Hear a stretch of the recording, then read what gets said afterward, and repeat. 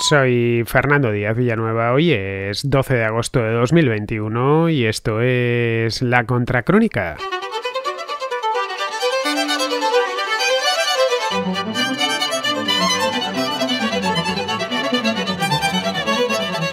Los talibanes prosiguen su ofensiva en Afganistán, una ofensiva que comenzó hace ya 2 meses largos y que continúa.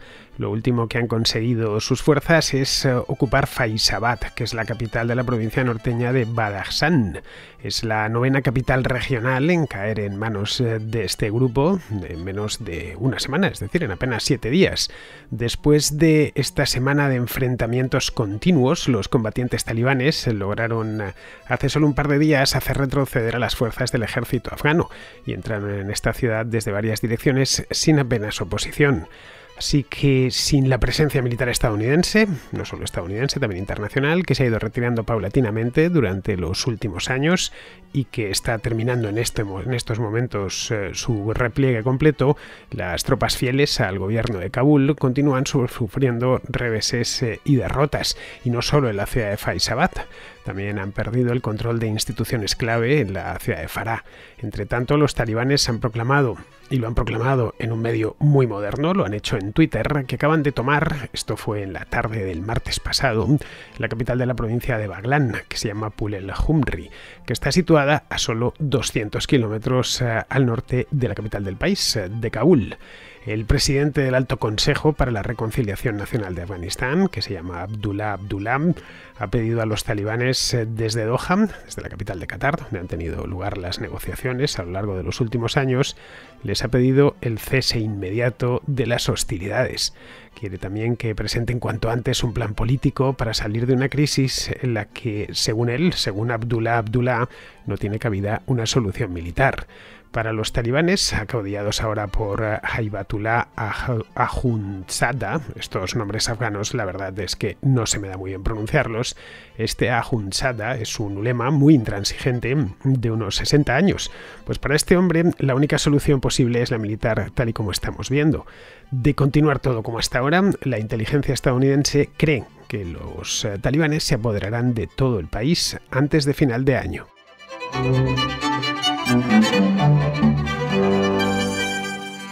A principios de octubre del año 2001, no había pasado ni siquiera un mes de los atentados del 11S, en Washington era el ambiente tan tenso en aquel momento que el aire podía cortarse con unas tijeras. El gobierno de George Bush, los que tengan edad que lo recuerden, yo tengo edad por lo tanto lo recuerdo perfectamente, en aquel entonces el gobierno de Bush fijó su mirada en Afganistán, donde creía que se había gestado y planificado el atentado.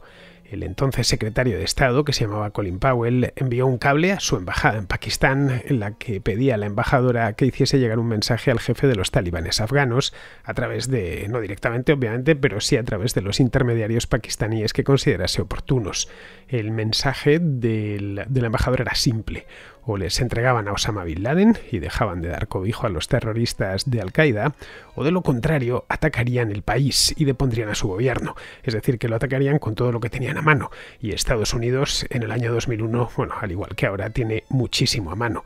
La embajadora de Estados Unidos en Pakistán, que en aquel momento era Wendy Chamberlain, consiguió contactar con el cabecilla talibán a través de medios indirectos. Lógicamente no se reunió con él. En aquel entonces era un hombre muy famoso, se haría muy famoso en los años siguientes, el mulá Mohamed Omar. Pero nada, Omar se negó a atender las peticiones de Estados Unidos. Así que unos días más tarde, el 7 de octubre de 2001 exactamente, las fuerzas de una coalición internacional capitaneada por Estados Unidos dieron comienzo a la invasión. Va a hacer ahora, en octubre de este año, 20 años de aquello. Bueno, ahora mismo estamos ya casi muy cerquita del aniversario. Han pasado de esto ya casi 20 años. Y esa guerra que estalló al calor de los atentados en Nueva York y en Washington del 11 de septiembre de 2001 es una guerra que está formalmente tocando a su fin, por lo menos las operaciones militares. Es una guerra en la que han muerto más de 200.000 personas, entre civiles y militares. No hace falta que diga que la mayor parte de los muertos los han puesto los afganos, como siempre sucede en este tipo de operaciones. Y una guerra que ha conseguido poco. Ha conseguido instaurar un gobierno en Kabul, que es la capital del país, pero que, a la vista de los acontecimientos, especialmente de los últimos acontecimientos, los que os acabo de relatar en la introducción, no ha logrado ni muchísimo menos acabar con la amenaza talibán. Al contrario, podríamos decir, sin miedo a equivocarnos lo más mínimo, que los talibanes nunca han sido más fuertes que ahora. No olvidemos que hace 20 años costó muy poco sacarles del poder. En el mes de noviembre ya tenían los estadounidenses, las fuerzas de la coalición ya controlaban Kabul y buena parte de Afganistán, aunque nunca, esa es la verdad, llegaron a controlar del todo, completamente, al 100% aquel país, que es un país sin costa, un país interior del Asia Central, ubicado en una zona tremendamente montañosa, de muy difícil acceso. La propia Kabul es una ciudad muy alta, es una ciudad que se encuentra rodeada de montañas a casi 2.000 metros de altura. Así que lo que vemos ahora es que todo ese trabajo, que ha costado 20 años y cientos de miles de millones de dólares, pues no ha servido para mucho. Las milicias talibanes se han hecho ya con el control de aproximadamente, y estos son datos necesariamente temporales, de aproximadamente 200 de los 407 distritos en los que está dividido administrativamente Afganistán. Si nada cambia, es decir, si a los afganos, a los militares afganos no les da por empezar a combatir, cosa que por ahora no han hecho con mucha decisión, a lo largo de los próximos meses irán apoderándose del resto, incluida Kabul, Kandahar, Herat, en fin, las principales ciudades del país. El ejército afgano, porque a pesar de todo, Afganistán tiene un ejército armado y entrenado por los aliados occidentales, presenta algo de resistencia. Decir que no están combatiendo sería injusto. Algo de resistencia sí que le ponen, pero no la suficiente. Así que van retirándose de un modo más o menos desordenado de los distritos de interior del país. Las unidades militares ven que les copan. Los talibanes, como ya hicieron en su momento, practican una guerra de guerrillas muy efectiva, conocen bien la geografía del lugar, conocen bien los dialectos del lugar, y en este tipo de guerra irregular son consumados maestros. Vamos, que es difícil darles caza, ni siquiera con altísima tecnología como con la que cuentan los Estados Unidos o sus aliados occidentales. En muchos casos, estas tropas afganas que se retiran ni siquiera se repliegan hacia Kabul. Huyen directamente a los países vecinos, a Tayikistán o Uzbekistán, buscando refugio, porque les tienen un miedo pavoroso a los talibanes. A sus espaldas, además, la huida está siendo en muchos casos tan precipitada que a sus espaldas dejan sus armas, dejan también sus pertrechos militares, que evidentemente no tardan mucho en caer en manos de los talibanes. En buena medida, si hacemos un poquito de memoria, no mucho porque esto es bastante más reciente, es lo mismo que sucedió hace solo 7 años, cuando las fuerzas iraquíes se retiraron apresuradamente ante el avance de las milicias del Estado Islámico, que combatían de una manera muy similar a la de los talibanes, por no decir, en algunos casos, completamente igual. Bien, es todo, como vemos, extraordinariamente familiar. A poco que uno siga, aunque sea solo por encima, las guerras en esta parte del mundo, vemos que se parecen bastante unas y otras. Es muy familiar con respecto a lo que sucedió en Siria o en Irak, allá por el año 2014-2015. La gente de todo el país lo ve venir y está inundando las carreteras.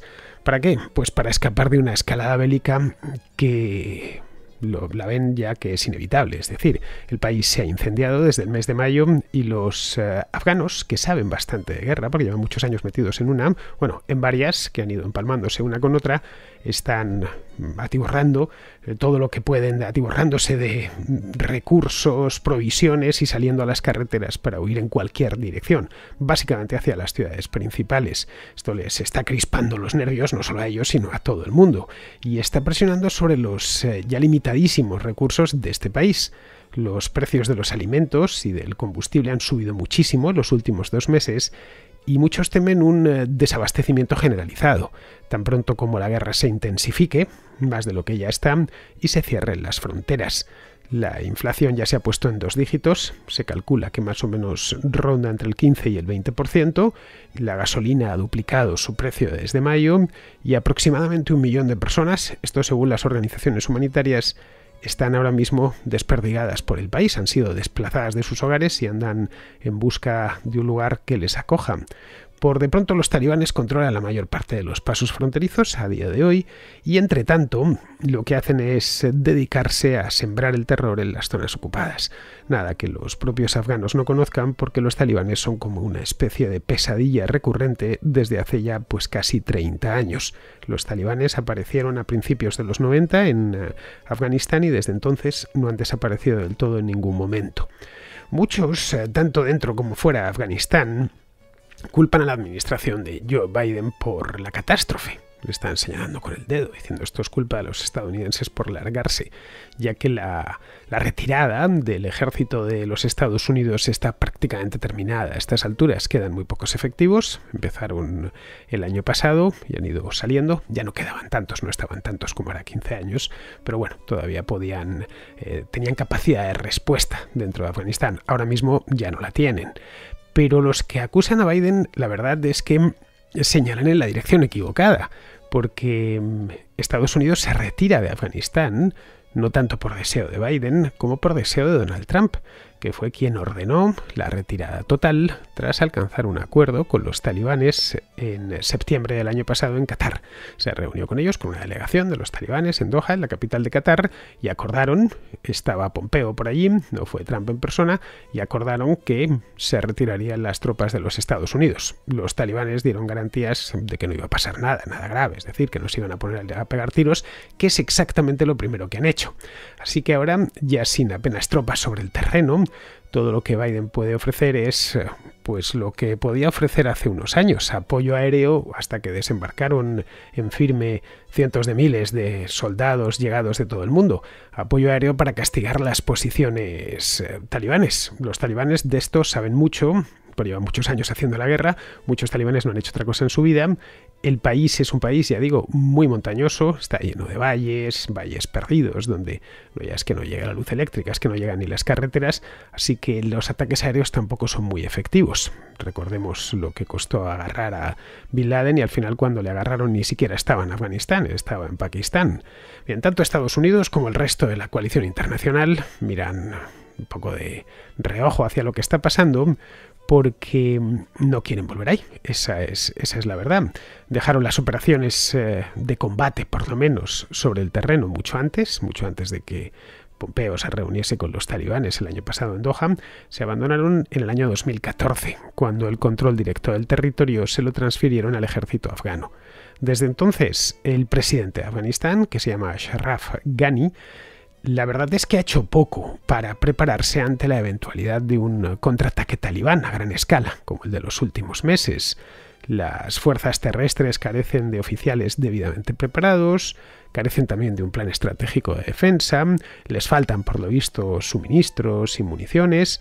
Lo de los suministros y las municiones podríamos acusar a los propios afganos de que no lo han previsto, pero lo de la preparación y lo de la estrategia para responder a un ataque por parte de los talibanes, sí que en este caso habría que señalar a Estados Unidos, que es quien se echó sobre los hombros la tarea de formar al ejército afgano.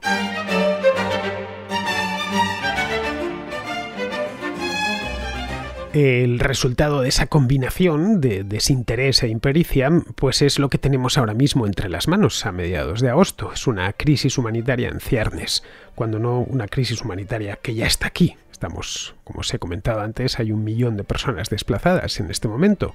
No estamos hablando de 1.000 ni de 2.000, sino de 1 millón de personas. Con las carreteras atestadas, se cree que la población de Kabul, que es actualmente, se estiman unos 4 millones de habitantes, es una ciudad realmente grande, podría recibir tranquilamente otros 2 o 3 millones de personas más. Todo esto de aquí a fin de año, estamos hablando de poco más de 4 meses. Bien, esto aparte de infinidad de problemas de todo tipo, sobre todo humanitarios, por la falta de servicios, de agua potable, de corriente eléctrica, esto podría ocasionar disturbios, aunque solo sea porque no hay comida para todo el mundo, porque no hay agua para todo el mundo, porque los inviernos en Kabul son especialmente severos. Kabul, como os he dicho antes, es una ciudad muy alta, está a casi 2.000 metros de altura, caen unas nevadas espectaculares y cuando se pone a hacer frío, en Kabul hace muchísimo frío. Es una ciudad que durante los inviernos, desde diciembre, enero, febrero, la temperatura suele estar por lo general bajo cero. Así que ahí se podía presentar, aparte de en sí la tragedia humanitaria, todo tipo de disturbios por por los recursos. Luego las dificultades económicas y humanitarias de esta diáspora vienen agravadas por el regreso de las atrocidades habituales de que los talibanes perpetran en las áreas que controlan. Vamos, algo que a estas alturas conocemos bien. Conocemos bien porque desde hace 30 años sabemos lo que hacen los talibanes. Los años 90 causaron cierta sorpresa porque el ISIS, el Estado Islámico, lo tenemos fresco en la mente. Así que no hay nada que nos produzca una sorpresa especial si nos llegan imágenes o nos llegan informes de lo que están haciendo en las zonas ocupadas. Nos va a parecer todo extraordinariamente familiar. Han reanudado, por ejemplo, su campaña de asesinatos selectivos. La semana pasada liquidaron a un tipo llamado Dawahan Manipal. Era mejor dicho, porque ya está muerto, era el portavoz presidencial y era el jefe del Centro de Información y Medios del gobierno. Aparte de eso, unos 100 periodistas de todo el país se encuentran en casas seguras en Kabul tras haber huido de las provincias bajo amenaza de muerte, por supuesto. Han sido los primeros en salir, según entran los talibanes o según se acercan los que se dedican a informar o a transmitir texto o imágenes desde el lugar, son los primeros en salir de allí porque saben la suerte que les espera. Así que el gobierno los ha metido en una serie de residencias seguras para evitar que les den muerte, como le ha ocurrido a este hombre, a Dawahan Manipal.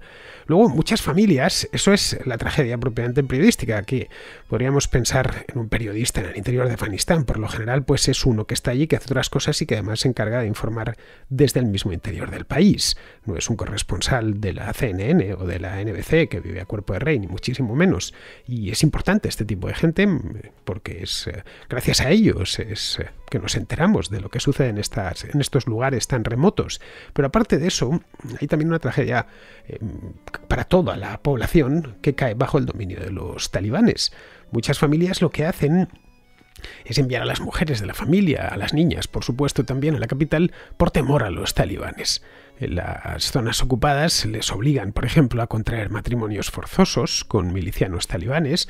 Esencialmente lo que hacen es convertirlas en esclavas sexuales, tal y como pudimos ver en Siria o en Irak con el Estado Islámico, y que mueren en muchísimas ocasiones, producto de los malos tratos, violaciones, etc. En fin, una auténtica barbarie. Los hombres tampoco se salvan, por supuesto. Por la red circulan fotos y vídeos, bastante desagradables, por cierto, no os recomiendo su visionado, de la brutalidad que emplean contra los soldados del ejército afgano que caen en su poder, los que tienen la mala fortuna de caer en poder de los talibanes, de estas milicias. Vamos, que no se limitan a fusilarles. Antes de eso, que también les fusilan, por supuesto, pero antes de eso les hacen todo tipo de perrerías, les torturan, les mutilan, en fin. Si no tenéis un estómago a prueba de este tipo de imágenes, podéis buscarlas por internet. Yo, de cualquier modo, creo que con lo que os he contado os debería bastar y sobrar. No son muy agradables, si os soy sincero. Bien, el proyecto de esta gente es conocido. Ya digo, no hay nada que nos sorprenda a estas alturas. Es conocido porque entre 1996 y en el año 2001, hasta que empezó la guerra de Afganistán, ya hubo en aquel país un régimen talibán, el Emirato Islámico de Afganistán, el régimen de los talibanes. Vamos, es un régimen especialmente riguroso en cuanto a la Sharia, en cuanto a la ley islámica. La población debe observar una serie de pautas en cuanto a vestimenta. Se prohíbe, eso por supuestísimo, terminantemente además el consumo de alcohol, so pena de muerte, los jóvenes han de aprenderse el Corán de memoria, los hombres tienen que empezar a llevar unas barbas como de profeta, lo más largas y pobladas posible. Los castigos son ejemplares, se vuelve a la lapidación, en fin, que se aplica toda la Sharia completa y además se encargan ellos de intensificarla y de agravarla un poquito más. Luego se obliga también a las mujeres a vestir el burka, que es esta prenda por lo general suele ser de color azul, que cubre el cuerpo y la cabeza por completo. Cada vez que salen de casa tienen que ir con el burka puesto. No pueden salir de casa solas, tienen que ir con algún miembro de la familia, de sexo masculino, en fin, que no es nada nuevo ni para los afganos, que lo tuvieron que padecer durante varios años, entre el 96 y 2001, ni para el resto del mundo, que pudimos contemplar atónitos en aquella época en que consistía toda esa barbarie. Bien, pues hoy lo que tenemos es que Afganistán, hoy por hoy, se debate entre una toma total del país por parte de esta gente, de estos fanáticos, y el derrocamiento del gobierno de Kabul, que se caería seguro, o una guerra civil. Es decir, susto o muerte, una de dos, no hay mucho más. La segunda es muy posible, ojo, ya que hay minorías religiosas, como la de los chiitas hazaras, que se sienten especialmente amenazados. Los talibanes practican la sunna, no la shia, así que un chiita para ellos es casi lo peor del mundo. Para ellos es un hereje. Ya se sabe que los fanáticos religiosos llevan peor la herejía que a los infieles, ¿no? Cuando hablo de minoría, en el caso de los hazaras, no estoy hablando de 5 o 6 mil personas, ni muchísimo menos, sino de cerca de 2 millones. Evidentemente, en un país que debe tener 30 o 35 millones, pues 2 millones es una minoría, pero es una minoría muy numerosa. Bien, esta gente, los hazaras, ya se están armando y están patrullando las carreteras al oeste de Kabul, que es donde más hazaras hay. Evidentemente no son los únicos los que se han armado por su cuenta. En todo el país han aparecido milicias que se unen a las tropas del ejército en desbandada. A diferencia de los soldados, los miembros de esas milicias, milicias improvisadas por completo, están especialmente motivados para el combate, porque tratan de defender sus propias casas, sus propias familias, sus propios campos de cultivo. Vamos, que tenemos ya todos los ingredientes para una guerra civil como la que asoló el país entre 1988, cuando se retiró el Ejército Rojo, el de la Unión Soviética, y 1996, cuando llegaron al poder los talibanes. Muchos evidentemente no están dispuestos a enfrentarse con ellos, ni con una milicia ni con nada. Por lo general la población urbana no está acostumbrada tampoco a usar armas, ni sabría cómo emplearlas. Así que estos quieren marcharse cuanto antes del país porque lo ven venir. Pero es que cada vez es más difícil. Las fronteras con Pakistán, con Irán y con Uzbekistán están ya oficialmente cerradas. La de la India se mantiene abierta, pero la comunicación con la India es complicada desde Kabul o desde el resto de Afganistán. Es un corredor nada más muy estrecho, está situada en el noroeste, en plena cordillera del Hindu Kush, vamos, y permanece abierta, pero según he leído solo para evacuar heridos. La pregunta, por lo tanto, aquí sería si los talibanes conseguirán o no hacerse con todo el país en un plazo relativamente breve. Y cuando digo relativamente breve es de aquí a fin de año, más o menos, como mucho 6 meses. Eso evidentemente alejaría el fantasma de la guerra civil. Ya no habría guerra civil porque solo mandarían ellos, pero dejaría en Afganistán un régimen tiránico igual al que se encontraron los aliados hace 20 años, cuando comenzaron las operaciones de la coalición internacional para derrocar al régimen talibán. De ser así, de ser esto último, demostraría que las 2 décadas de guerra en Afganistán no han servido absolutamente para nada. Cuando digo para nada, es para nada. Hoy la ventaja la tienen los talibanes, esa es la verdad, con los hechos conforme los tenemos configurados en este momento. Se han valido del factor sorpresa, eso es cierto. Llevaban meses, bueno, ¿qué digo meses? Seguramente años planificando el contragolpe y lo están llevando a cabo con gran eficacia y con gran rapidez, como podemos ver. Pero no va a ser tan sencillo a partir de ahora.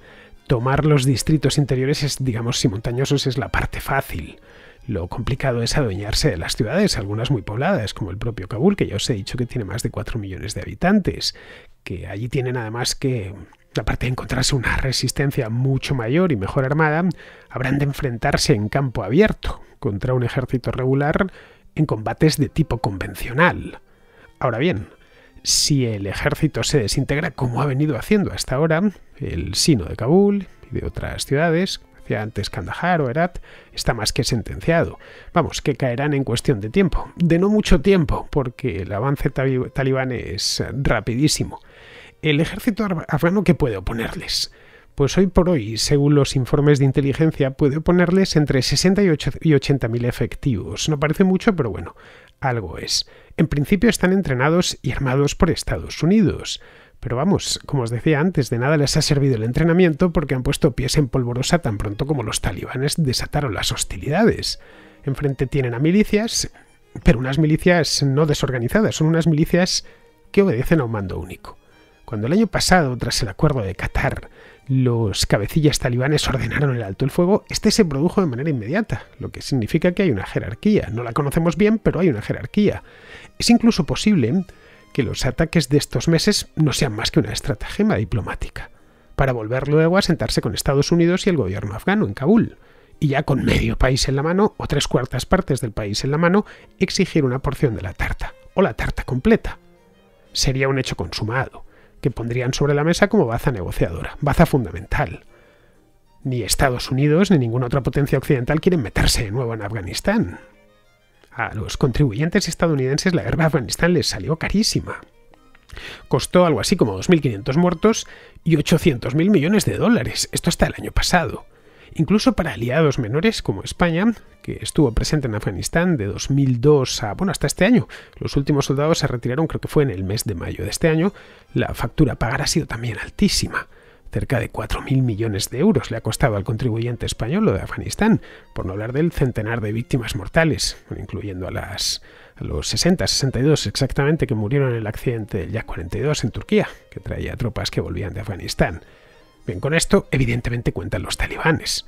Saben que aquello es un avispero y que a nadie le interesa volver por allí. Podrían ofrecer a Estados Unidos el acuerdo de quedarse con el país a cambio de evitar ciertos excesos, como los de la época del Mullah Omar, en los años 90, que convirtió a Afganistán en el santuario del terrorismo islamista en todo el mundo. Es una posibilidad factible. Pero bueno, habrá que esperar a ver cómo se desarrollan los acontecimientos en los próximos meses, porque dentro del bando talibán también hay diferentes posturas. Todos son igualmente fanáticos, eso sí, pero unos son más posibilistas que otros. Si se imponen estos últimos, los menos posibilistas, el Emirato Islámico de hace 2 décadas volverá exactamente igual que era. Si se imponen los más posibilistas, volverá el Emirato Islámico, pero eso sí, tratando esta vez de pasar desapercibido. Vamos con la contrarréplica. Empezamos con Carlos de Bilbao, que vuelve sobre el tema este del ladrón de Ciudad Real y nos habla del derecho a la defensa propia. Ojo, Fernando, con respecto a la pregunta del ciudadano que se defendió y le disparó un tiro a aquel que venía a robar en su propiedad y lo mató. La eximente legítima defensa en España es bastante difícil de conseguir que se aplique, y más que nada porque suele exigir una proporcionalidad y te van a decir que tenías que haber hecho un disparo al aire, que para proteger un bien que no era tu vida no necesitabas haber disparado, que podrías haber disparado al aire, haber hecho un tiro de advertencia, haberle disparado a una pierna, etcétera, etcétera. Con lo cual, como mucho, un atenuante, pero el hombre se va a ir le van a enjuiciar por homicidio. Homicidio con un atenuante, pues cumplir cárcel, porque más de 2 años, 4 meses y un día le caen. 2 años, 4 meses y un día la Yeye, que se llamaba así en tiempos. Ya sabes que con más de 2 años normalmente vas para adentro. El hombre que ha disparado tiene 77 años. Bueno, 2 añitos de pleito, 79. Pero que va a la cárcel me parece que sí o sí, por desgracia. Así están las cosas y así se las hemos contado. Venga, un abrazo. Hasta luego. Sí, Carlos, lo sé, en España es dificilísimo demostrar la defensa propia. Tiene que quedar meridiano en el juicio que tu vida corría peligro real. Es decir, pues algo así como que el asesino te tenía ya con el cuchillo en el cuello. Pero lo de este hombre en concreto se asemeja mucho a una defensa propia, porque aunque no sabía si el ladrón estaba armado, podría haberlo estado. El dueño de la casa no sabía nada de él, solo que había entrado en su casa de forma clandestina. A partir de ahí tuvo que tomar una decisión. O se defendía o no ponía resistencia. Pero claro, si hacía esto último, su vida corría un peligro cierto, porque no llegó a intercambiar, que sepamos, palabra alguna con el intruso. Es decir, que no pudo ver si estaba armado o si era violento. Además, luego está la diferencia de edad. Estamos hablando de un hombre de 77 y el otro que tenía 30 o 35 años. Bien, en ese punto, lo que comentaba ayer, ¿debió delatar su presencia y advertir al ladrón de que iba a disparar? Pues esa es la pregunta. Ahí está la cuestión de la defensa propia. Bien, eso era muy arriesgado, porque el intruso podía ir también armado y hubiese disparado el primero acabando con su vida. Todo transcurrió además a oscuras, sí que el desconocimiento del propietario de la vivienda era aún mayor. No sabía, por ejemplo, si el intruso iba solo o había accedido a la vivienda en compañía de otros. Sinceramente, te lo digo, Carlos, yo no creo que este hombre deba ir a la cárcel. Bien, vamos ahora con Jesús Miguel, que es venezolano y que pregunta por la dolarización. Hola Fernando, ¿cómo estás? Saludos para ti y para todos los contraescuchas. Acabo de terminar de escuchar tu contracrónica sobre El Salvador y todo el tema de Nayib Bukele con el Bitcoin en ese país. Y en medio de tu crónica nos comentabas que El Salvador, comentabas acertadamente, que El Salvador es un país que está dolarizado. Y también nombraste el caso de Ecuador, que tomó el dólar como moneda oficial. Yo vivo en Venezuela y de una de las crisis, en plural, que vivimos los venezolanos, digamos la más famosa de todas es la económica, ¿no? Entonces quería saber, aparte de la disposición gubernamental de llevar a cabo una dolarización, cuáles son las condiciones para que un país lleve a cabo una reforma de este tipo y cuáles serían los pros y los contras de dolarizar la economía de un país. Aparte de eso, yo soy un historiador aficionado, de verdad me apasiona la historia, y alguna vez le pregunté a Fernando Paz, un historiador de tu país, español, creo que forma parte de Vox, que me diera un consejo sobre qué debería ser un historiador aficionado. Y él me contestaba, siga usted la verdad. Si tienes algún otro consejo para darnos a todos los aficionados a la historia, bueno, te lo agradeceríamos de verdad con mucho cariño.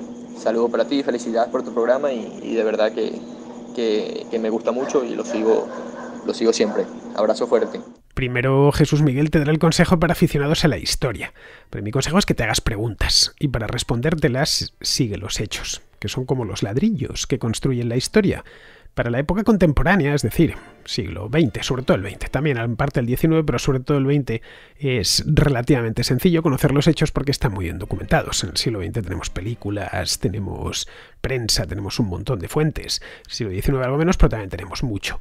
Luego, conforme nos alejamos del presente, sobre todo de la edad contemporánea, acceder a esos hechos es más difícil, se difuminan más, porque se necesitan fuentes escritas, que unas veces son directas y otras indirectas, a veces son fiables y otras no tanto, a menudo incluso se contradicen entre ellas. Por eso necesitamos también buscar indicios, que pueden ser objetos o ruinas antiguas.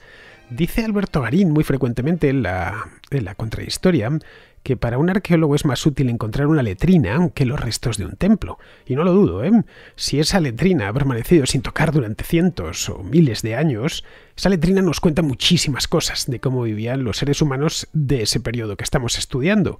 Si queremos saber cómo era la vida en el siglo XII, por ejemplo, en Europa, una letrina no nos dirá mucho acerca de la política del momento, seguramente nada, pero sí de la vida cotidiana. Los reyes y los príncipes, antes que reyes y príncipes, eran personas y tenían vida cotidiana, claro está. A menudo incluso tomaban sus decisiones políticas, quiero decir, empujados por los avatares de la vida cotidiana. Bien, respecto a lo de la dolarización, a ver, para un país como Venezuela, que arrastra una historia larga de inflación y de envilecimiento de la moneda por parte del gobierno, la dolarización vendría a ser casi como una bendición, porque arrancaría de las manos del gobierno la política monetaria. Es decir, evitaría que los gobernantes locales, en este caso los bolivarianos, pongan la impresora en marcha y devasten la economía, que es esencialmente lo que han hecho. Les obligaría a vivir con los dólares que la economía nacional fuese capaz de captar en el extranjero mediante inversión o exportaciones. Y eso es necesariamente bueno para la población, porque aleja el fantasma de la hiperinflación y les permite manejarse en moneda fuerte. Bueno, de la hiperinflación y de la inflación, en tanto en cuanto el dólar u otras divisas fuertes como el euro tienen inflaciones muy bajas. A fin de cuentas, la soberanía monetaria consiste en eso, en que el fruto de tu trabajo se convierta en dinero de verdad, que permita retener el valor de ese trabajo. De nada sirve que aparezca Simón Bolívar o Antonio José de Sucre en el billete y que ponga el nombre del país en letras muy grandes y lo llenen de banderas y de escudos, si luego ese billete pierde su poder de compra a mucha velocidad y se evapora su valor con rapidez. Quien hable de patriotismo monetario, pues no entiende, no sé si de patriotismo, pero desde luego de moneda y de cómo funciona el dinero no entiende absolutamente nada. Vamos, no tienes más que preguntar a cualquiera de tus paisanos, a cualquier venezolano, a cualquier argentino, si prefiere cobrar su salario en bolívares o en pesos, en el caso de los argentinos, o en dólares o euros. Pregúntaselo a cualquiera, ¿eh? Te digo ya, te anticipo que el 100%, no el 99,8%, no, el 100% te dice que lo quiere en dólares o en euros. Luego, aparte de ser bueno a título individual, también lo es para la economía del país en cuestión, ya que al carecer su gobierno de política monetaria, puede tenerla, pero no tiene moneda, necesita ser austero en el gasto y cuadrar las cuentas todos los años, ya que los dólares no puede crearlos, es decir, no puede incurrir en déficits monstruosos. La dolarización, o eurización, en el caso del euro, también es práctica en el caso de países pequeños, que están muy vinculados a un área monetaria concreta. Bueno, ese es el caso de algunos microestados europeos, minúsculos, como Mónaco, San Marino o Andorra, que nunca han tenido moneda propia. No, antes Mónaco empleaba el franco, San Marino empleaba la lira italiana y Andorra la peseta. O de países pequeños, en el caso de Europa, por ejemplo, algunos países de los Balcanes, como Kosovo o Montenegro, que se han eurizado por decisión propia. Vamos, si te fijas, lo mismo que hizo El Salvador o Ecuador con el dólar en su momento. Kosovo, de hecho, nunca ha tenido moneda propia, jamás. Nada, es un país muy reciente, eso sí, nació en 2008 como tal. En los años 90, cuando se independizaron de facto, que no de jure, del resto de Yugoslavia, para dejar de emplear el dinar yugoslavo adoptaron el marco alemán y luego ya pues el euro. Y cuando se convirtieron en república independiente, pues nada, decidieron que su moneda oficial iba a ser el euro, aunque ellos no lo puedan emitir. Kosovo, de cualquier modo, es un país pequeño. Luego, esto para ese tipo de países, ya digo, países muy pequeños, microestados y por supuesto países con inflaciones muy altas y con gobiernos muy responsables. Ahora bien, para un país que observe cierta disciplina monetaria, es decir, un país en el que la divisa nacional no pierda mucho valor con respecto al dólar, la dolarización no tiene mucho sentido porque la moneda es estable. Es decir, no vas a notar los efectos, ni la economía ni por supuesto los individuos. Si te fijas en Hispanoamérica, después de las grandes inflaciones de los años 70 y 80, muchos gobiernos se lo tomaron en serio esto de la moneda y ya no machacan su propia divisa, como lo hicieron en los años 70 y 80. En Chile, por ejemplo, le pusieron coto a eso a mediados de los años 70, en México a finales de los 80, en Perú a principios de los 90. En Ecuador lo que hicieron fue cortar por lo sano, y ya directamente acabaron con su moneda, la que tenían hasta ese momento, el sucre se llamaba. Esto fue en el año 2000. Antes de eso, la inflación se había mantenido altísima en Ecuador durante toda la década de los 90, casi siempre por encima del 50%, te estoy hablando. En El Salvador, el colón, que es como se llamaba la divisa salvadoreña, lo jubilaron en 2001, si mal no recuerdo, es decir, justo al año siguiente por el mismo motivo. Luego en Panamá, que es el otro país hispano dolarizado, les pasó un poco como en Kosovo. En el año 1903, Panamá se separó de Colombia, justo cuando empezaron con el Canal de Panamá, y para reemplazar al peso colombiano crearon una moneda propia, que era el balboa, que empezó a circular junto al dólar a razón de 1:1. Un balboa, un dólar. Ambas hoy, el balboa sigue existiendo, ambas son monedas oficiales, pero si vas a Panamá, balboas solo los verás en forma de calderilla metálica, es decir, simples céntimos, para pequeños pagos. Hace unos años ahí en Panamá introdujeron la moneda de un balboa, que se parece mucho al euro, por cierto, es bicolor, pero a los panameños no les gusta mucho, La llaman Martinelli, así de manera un tanto despectiva, porque fue el presidente Ricardo Martinelli quien la puso en circulación. Así que, querido Jesús Miguel, visto lo visto en Venezuela, especialmente a lo largo de los últimos, 10 años más o menos, lo mejor es que os podría pasar es que el país se dolarizase. Bien, vamos a terminar ya, vamos con Pizarro, que nos habla de la crisis en Bielorrusia. El bielorruso Alejandro ejerce su tiranía impúdica e impunemente con el sostén del ruso Vladimiro, con una población que no huye en masa por las fronteras porque asume la propaganda estatal o le paraliza el miedo.